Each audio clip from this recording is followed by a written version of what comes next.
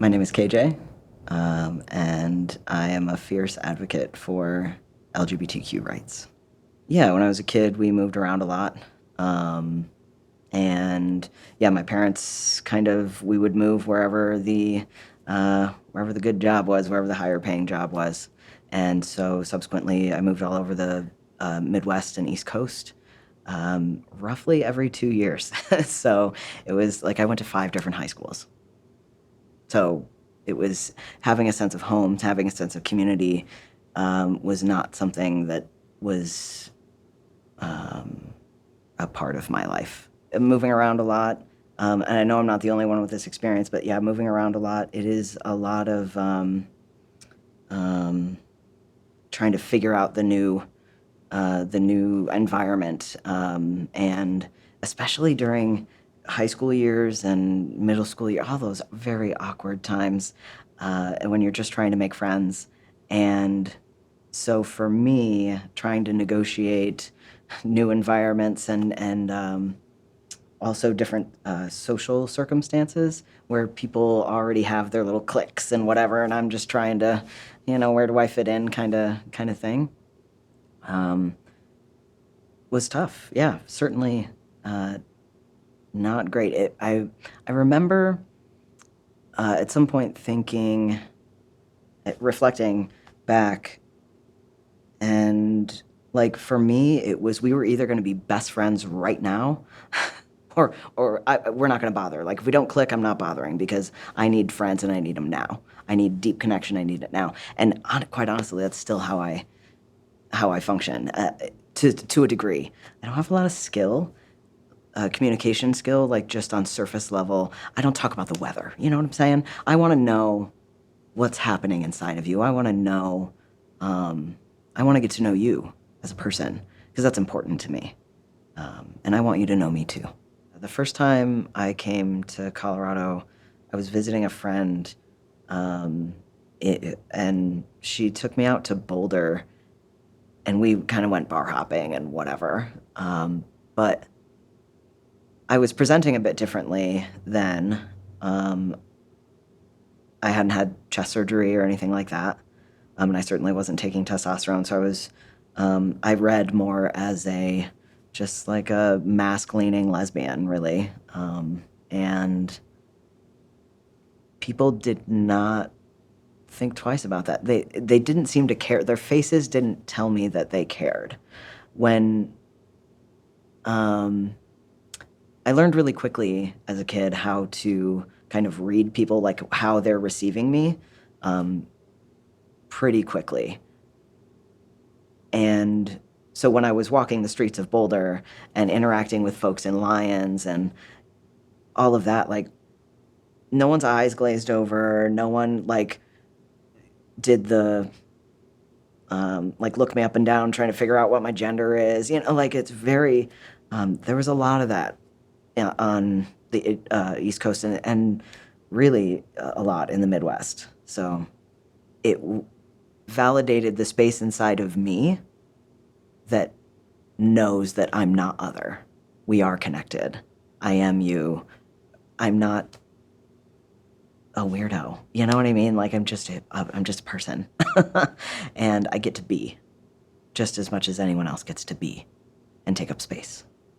And so that was really validating to just be allowed to be and have direct eye contact made with me and have a conversation that um, just was a bit more casual and not like nervous or like I don't know how to interact with you because I can't put you in a box, kind of thing. So I'm very, very grateful to be here. So it was like, these are my people. I am home.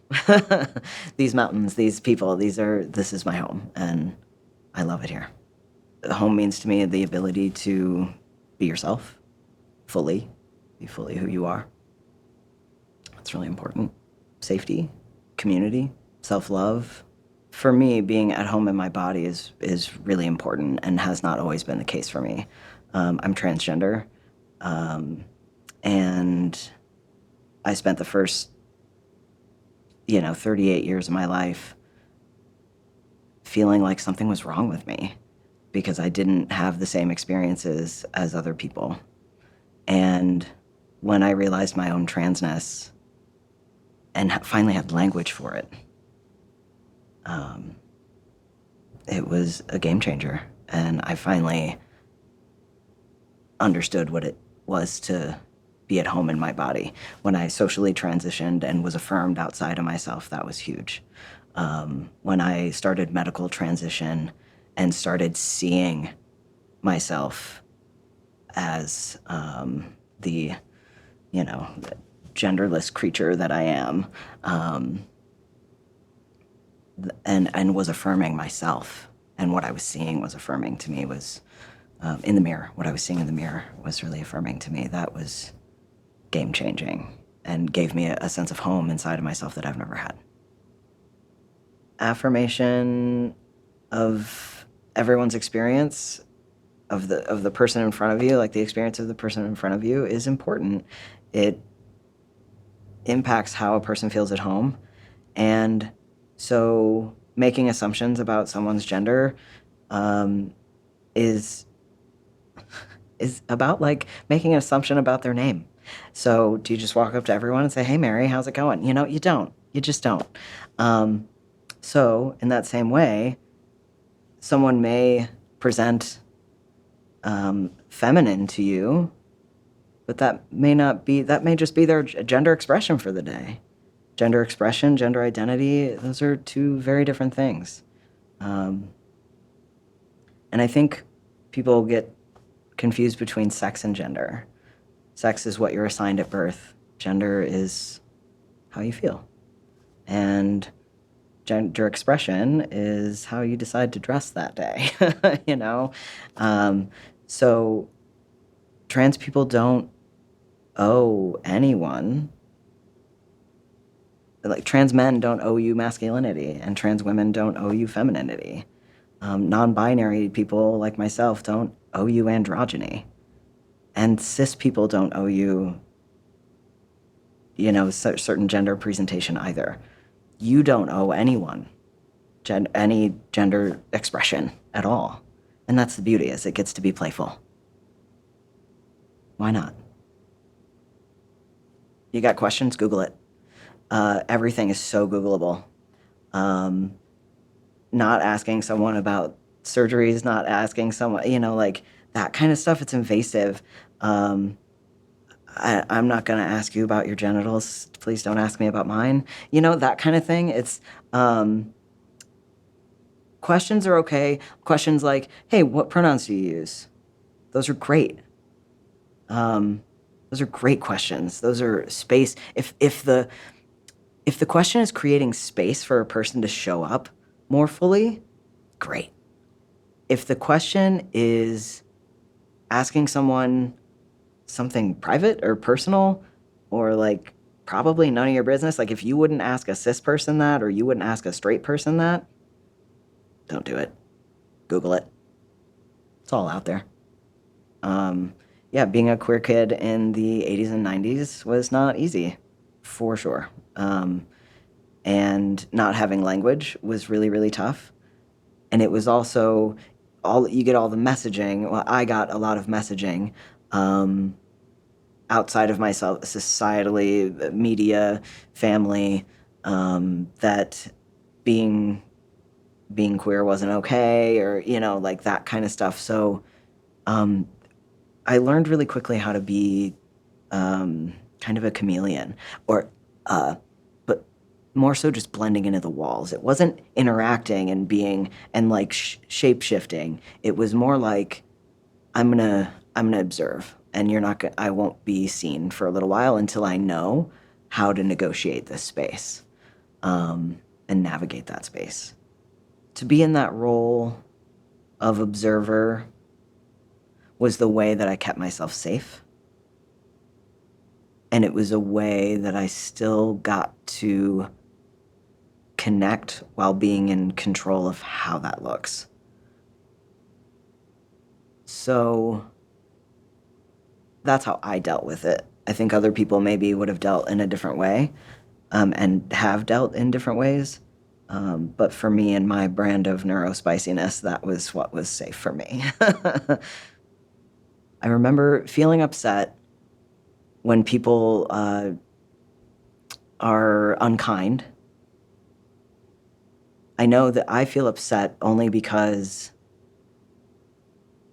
I know that I don't deserve that. And I think that's true for most people. Is like we get mad or we get hurt or whatever because like, wait a minute, I see myself as a person, but when we receive that other messaging too that says, yeah, but this thing about you or whatever, I love seeing kids now that have all of this language and especially in Boulder County have the majority of kids I feel like have more support than certainly than I had and a lot of other people that I know. So another aspect of home for me is taking pleasure in who I am as a person, celebrating who I am as a person. And I truly believe that when a person is underrepresented, it is absolutely an act of revolution to celebrate oneself, celebrate the community that we belong to, and find pleasure in your everyday. So that's what I do, is find pleasure in my everyday, because no one gets to tell me that I don't belong. I moved here from Maryland to do nothing less than what I loved. And what I love is providing bodywork to LGBTQ folks and making soap. These are the things that I love to do. So this is what I do. This is the way I make my living, and I'm not compromising that. And so in a big way, that's the way I spend my time and navigate capitalism. This is how I do that. In small ways, it's I like to take baths with actually just took a bath last night with a bath bomb that had glitter in it. I had no idea until I got out, and then my whole body was covered in glitter, and it was the most fabulous thing. I was like, oh my God, I'm like gay baptized right now. This is what's happening. This is gay baptism. And I love it, and it made me feel fantastic. It's spending time with my friends, my chosen family, who also make me feel like I have a home, and who have a home inside of me, and I feel at home in their hearts too. And I love playing games. I actually host this meetup group called Queer and Nerdy, and we meet every other week. And it's grown to like, I think our last one was, we had like 35 people there. It's incredible. And it's just like, it is community building. I love it. We get new people all the time. But I've made really close bonds in there, and other people have made, it's all about just like connecting people. And people have like, I know this is about other people again. However, I love, love, love watching people connect. It is my favorite thing ever. And it happens so fluidly there and so organically there. I started it because I needed community, because I was not overly involved in queer community, and I really, really needed it. But again, it was this, I need to have some, sounds terrible, but I needed some kind of agency, I guess. I wanted to say control, but that really isn't it. I needed agency in it for myself to be an observer for as long as I needed to be an observer, and then I can get in the mix and do the thing, creating pleasure for my own self, but also fostering an environment that will allow others to experience pleasure and celebrate themselves. What drew me to massage and body work originally was again, my brand of neurospicy, I am very tactile. So I learn with my hands. I'm just a doer. I need that kind of stimulus. And ultimately, I want to help people. Verbal communication is not always my strong suit, but I communicate really well non-verbally. And I also believe that so much is communicated through touch. So going through massage school as a queer person had its uncomfortable times. There's all kinds of stereotypes and stories people tell themselves, and misrepresentations about the massage industry, which is incredibly frustrating to have to perform this, like, you know, distinction. But I used to use the only terminology that I ever had for my own transness is like gender fluidity.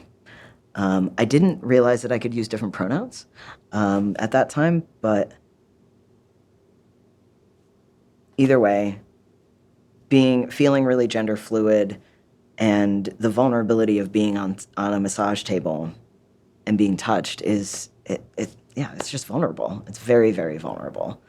And for me, when I didn't feel 100% at home in my body, it was hard to receive touch. And so when I moved here and started my company, Prideful Wellness,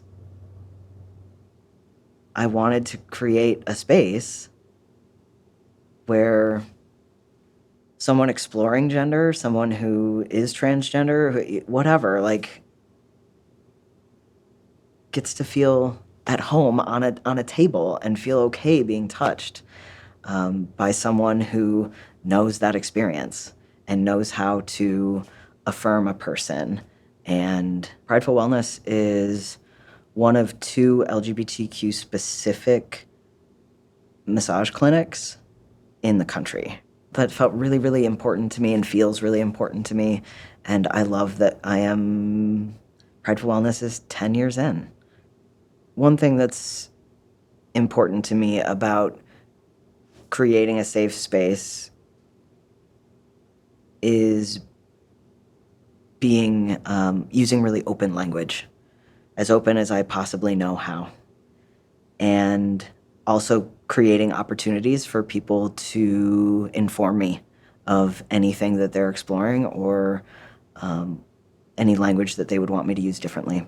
So at the beginning of my sessions and even in my personal life, I ask, are there any changes to your name or pronouns that you want me to know about? And there's been several clients over the last 10 years who've been like, yeah, I want to try on a different name, or I want to try on different pronouns, and this is the only space they're doing that in. And it's because they have the room to, and it's a container. It's just this little container that they get to explore in. I love that. I love that so much. And there's been several clients over the years too who have made social transitions beyond that and medical transitions beyond that. So to watch that transformation, I remember there was one person who came in after a gender-affirming surgery, so it was a couple of months before I saw them again, but they were a completely different person. They sat down in front of me, and it brought tears to my eyes because they were so at home in a way that I had never seen before. And I hadn't yet had any gender-affirming surgeries, and it was like such a longing for that. The longing was absolutely affirming to what I was experiencing. Like I knew that space and I wanted to touch into that so much from inside of myself, but I was also just so filled with joy to see that for one of my community members. I won't speak for everybody, but I did not get into the massage industry for the money. Like we're not rolling in it, and that's okay. Like I don't do it for that. I do it for those moments, to watch those transformations, to make a powerful impact in the lives of people who are important to me. Even if even if I don't know them, I don't need to know them. I know them. I know you. And I got you. You can come in and I've got you.